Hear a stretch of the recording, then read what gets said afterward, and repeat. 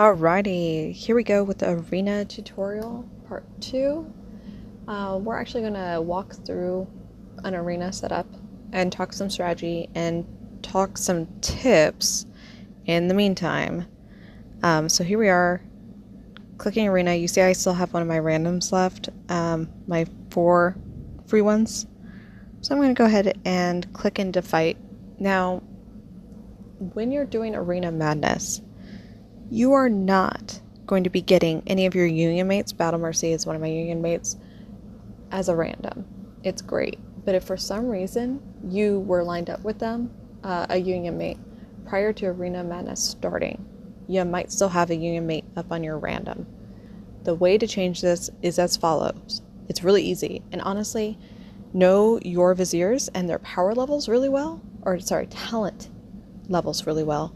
So if Karamet for me was a lower powered vizier and it's Union Madness, I'm not going to really want to use him. I want to use one of my better individuals. He happens to be one of my better individuals, but for the sake of this step through, let's say he's not. So here we go. Karamet versus Battle Mercy. I don't want to hit him because, Union Mate. I can issue a raid with my challenge edict, or I can issue a challenge, or I can issue a revenge, both using a challenge letter / flag, whatever you call them, or you can do your previous challenge. I'm going to do my previous challenge because this is somebody I know really well. This is an alt. I know where the power is. I know how to get through them quickly. And I can use one of my lower level viziers. And when I say lower level, I'm talking about the talent investment to do pretty well here. Alright, so let's just do this middle of the line individual. So one strategy here is that you don't want any of your viziers to be under a certain amount to do well in arena, so that you can do well against inactives or alts, or so that you still get some points no matter what you do. If you stack your viziers right with their talent level, notice how it's visible here. Talent is going to matter so much more than your actual attribute levels, or even your level as a vizier. So you can have a white background and still be really effective if you put a lot of talent into him. So we're going to do that. Oh no, well, everybody's going to see all kinds of things today. Alright, so Parsons, these are your red petals. If it was arena, I would say use them every single time that you need to, because you're not confident that you can get through them, especially with your randoms, or your challenges or your raids, unless it's your ult. In this case, Parsons is my ult, but also we're not in arena, so I want to not use those. You can see that Baltic, you get this little summary. It's your arena score, his attack bonus, his skill bonus, his total talent, and what level he's at. And reminder, total talent matters far more than the color of his background, aka his actual level. So for your opponent, notice that you can see where they've been investing their talent. The nice thing about arena, not just military matters. Everything matters. Your prestige, your research, your politics, and your military matter. So if you have somebody you've been dumping badges in that aren't military and they're not your strong hitter, you could still do really well here. I'm just kind of going through this pretty quickly because it's an alt, and there's something I wanted to show you about that lineup at the end.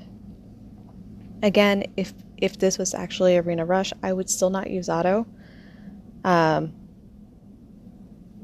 but I would use these bonuses, right?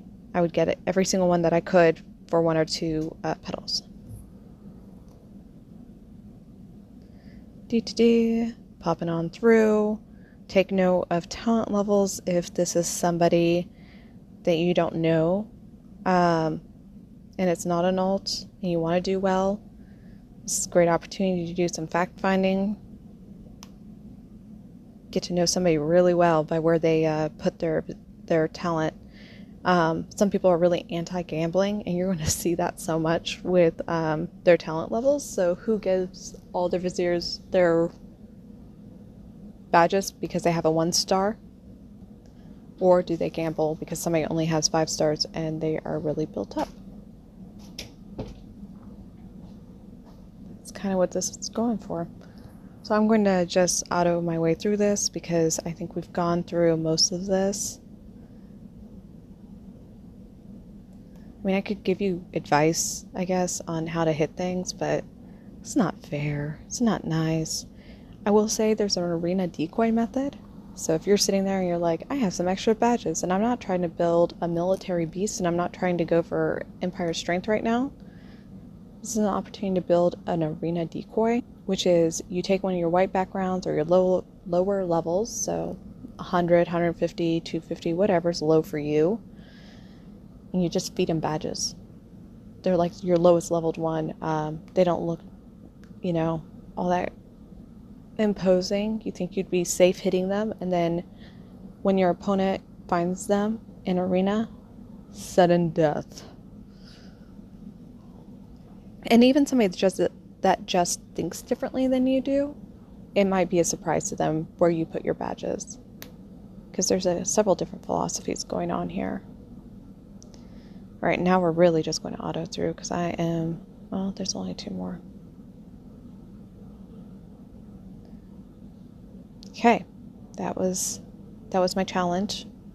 And I remember I did this challenge so that I could change up my lineup. So because this was an alt during Arena Madness, I try to keep them up at the top for when I need to switch this up. Now I have Sadie and Ina, so a completely different lineup.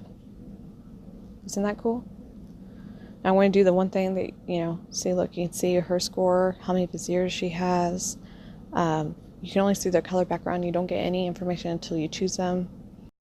You get your information.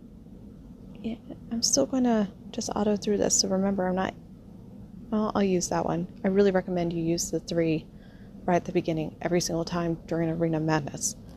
Any other time? Whatever. During that, yes. Do not do what I'm about to do. If you're really foolhardy, you would go major attribute bonus, use 2, auto your way through it. But you're not going to have any information to help you moving forward. It's quick, it's convenient, but it's not the best method. Alright, so I'm just going to say not now for all that.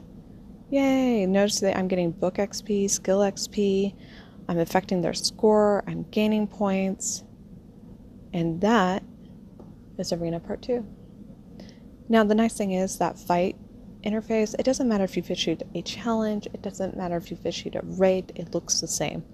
Only difference between a random, a fight, and a raid is how much damage you're doing and whether you chose that person or not. When you issue a challenge, you're choosing somebody off of a list.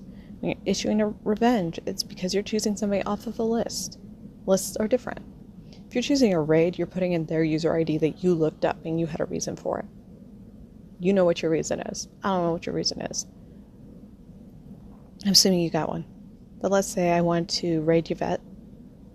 Sorry, Yvette. I would never raid you. But say I wanted to. This is the information you have on them. You can see their power, number of viziers, what their arena score looks like, and where they are ranked currently. That's all the information you get. If you think you can do well with whatever power vizier you have left, then you can do that. Here's the other thing. You can only use viziers 1 time for raids and for raids and revenges and challenges. So you can use each guy 1 time. So these lower levels, look, they are... The guy that we just used is not there. And the reason he's not there is because we just used him. Randoms don't count that way. Using your PvP seals do not work that way. Just your raids and your challenges and your revenges, 1 time each. Keep that in mind. Alright, that's the end of part 2.